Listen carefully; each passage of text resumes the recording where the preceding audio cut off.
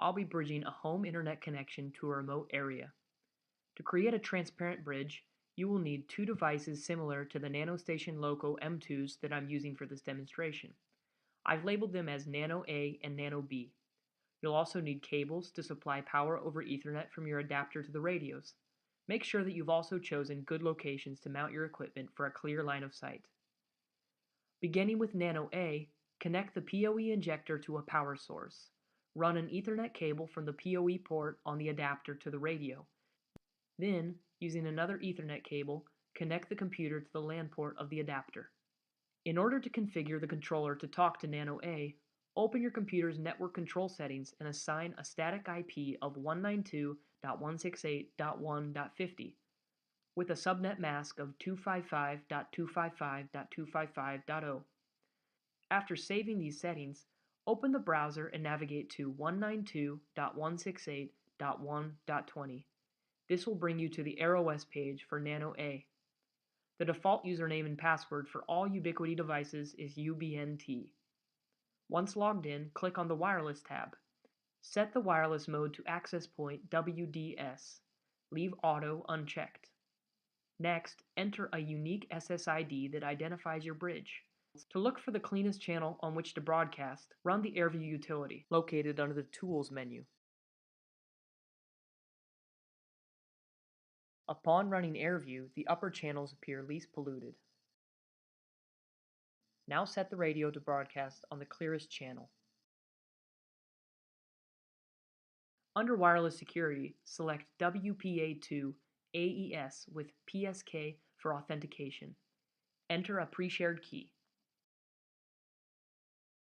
Click Change. Before selecting Apply, click on the Network tab. Leave the network mode as Bridge. Set Nano A's IP to 192.168.1.159 with a subnet mask of 255.255.255.0. Set the gateway IP to 192.168.1.1. Click Change. Before selecting Apply, click on the Ubiquiti tab. Make sure that AirMax is enabled. For long-distance links, you may need to enable No AC mode. When using a 40 MHz channel width, use No AC if the link is more than 17 kilometers. And, for 20 MHz channel widths, use No AC if the link is over 25 kilometers. Click Change and now Apply. The access point is ready to be deployed. Now, connect Nano B to the PoE injector. Leave the computer with the same IP settings that were used when configuring Nano A. Within your browser, navigate to 192.168.1.20.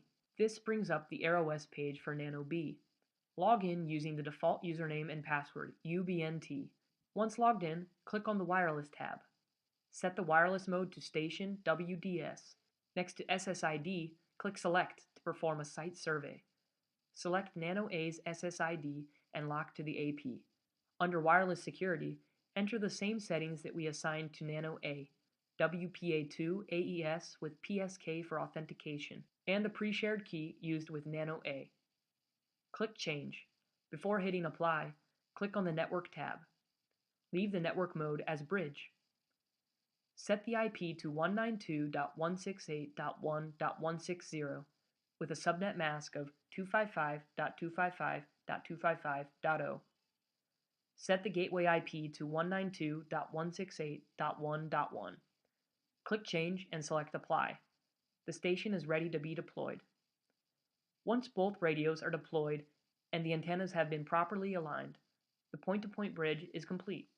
Visit the AP and station ROS pages to examine the performance of your link. Thank you for watching this video.